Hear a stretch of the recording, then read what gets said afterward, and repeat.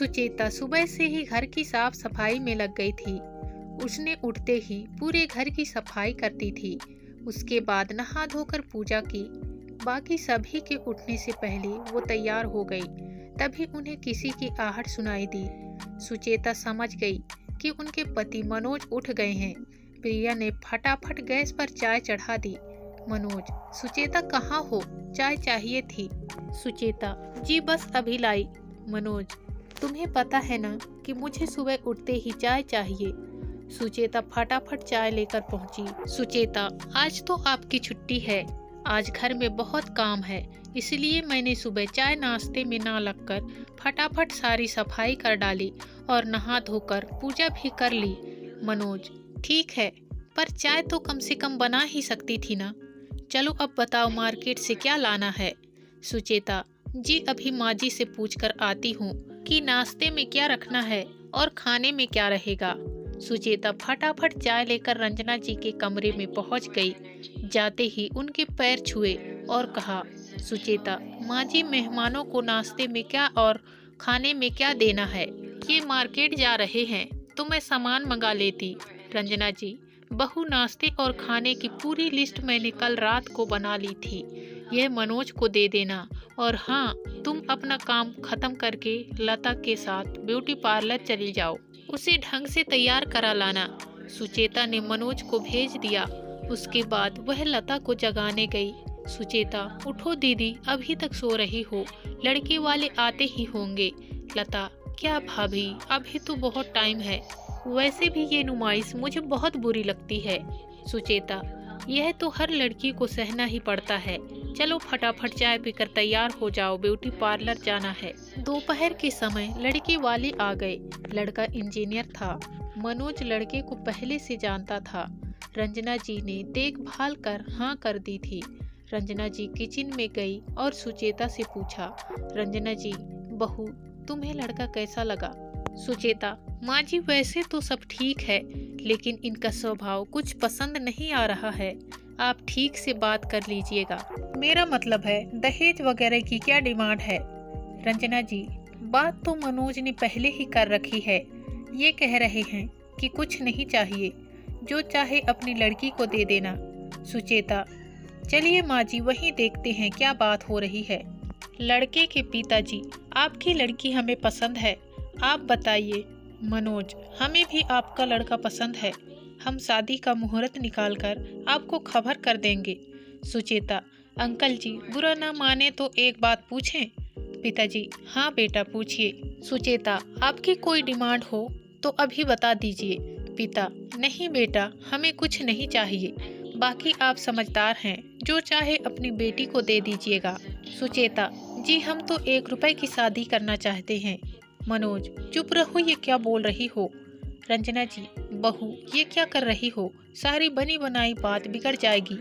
पिता, यह क्या मजाक है? भला आज के जमाने में 1 रुपए में शादी होती है कहीं?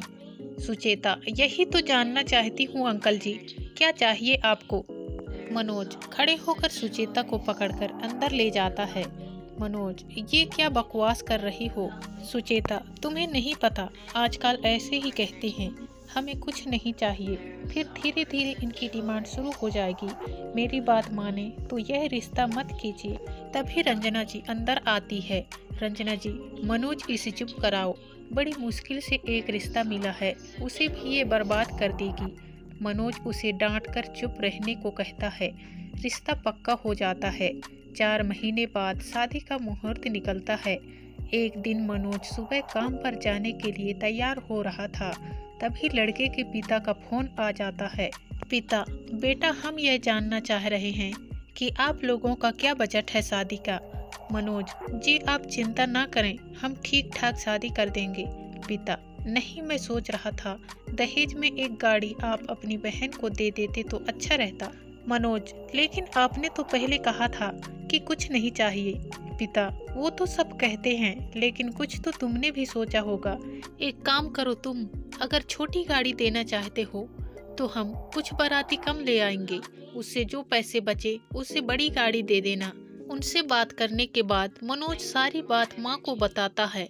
रंजना जी, शायद उस दिन सुचेता सही कह रही थी, इंसान को पहचानने की अक्ल हमसे ज्यादा उसमें है। ठीक है, यह पहली डिमांड है, पूरी कर देते हैं, आगे से ध्यान रखेंगे। लेकिन बात यही नहीं रुकी। जैसे जैसे शादी का दिन नजदीक आता जा रहा था, उनकी डिमांड बढ़ती जा रही थी। मनोज एक दिन घर पर बैठा था। रंजना जी, बेटा क्या बात है? लड़के वालों ने फिर कोई डिमांड रख दी। मनोज, नहीं माँ, बात यह है कि हमने शादी का जो बजट तय किया था, शादी में उससे 3 गुना ज्यादा पैसा लग रहा है। मैंने कर्ज भी ले लिया, लेकिन लड़के वाले ऐसे बर्ताव कर रहे हैं जैसे हम कोई बहुत बड़ी गलती कर रहे हैं। सुचेता, मेरी बात मानिए, शादी के लिए अभी मना कर दीजिए। लता के लिए बहुत अच्छे रिश्ते मिल जाएंगे, इनके मुंह हमेशा फटता रहेगा। लेकिन रंजना जी और मनोज बदनामी के डर से लड़के वालों की हर डिमांड पूरी करते रहे। शादी के दिन सभी बहुत खुश बारात का स्वागत किया। मनोज बहुत डरा हुआ था कि कहीं विदा से पहले एक और नई डिमांड ना निकल आए। लड़का लड़की फेरों के लिए बैठने ही जा रहे थे कि लड़के के पिता ने कहा, पिता, मनोज, वो गाड़ी कहीं नजर नहीं आ रही है। मनोज जी, वो आज डिलीवर नहीं हो पाई, आप ये पेपर रख लीजिए, गाड़ी सीधी आपके घर पहुंच जाएगी। पिता, यह शादी रोक दो, इस शादी में सबसे बड़ी आइटम ही गायब है। मनोज, अंकल जी, मैं आपके पैर पड़ता हूँ, ये पेपर रख लीजिए, कल सुबह गाड़ी में आपके घर पहुँचा दूंगा। पिता, नहीं, ऐसा नहीं हो सकता। रंजना जी और लता रो रही थी। इधर मनोज परेशान था कि क्या करें। आज की कहानी में बस इतना ही दोस्तों। इसी तरह मिलते हैं फिर किसी नई कहानी के साथ। तब तक के लिए धन्यवाद।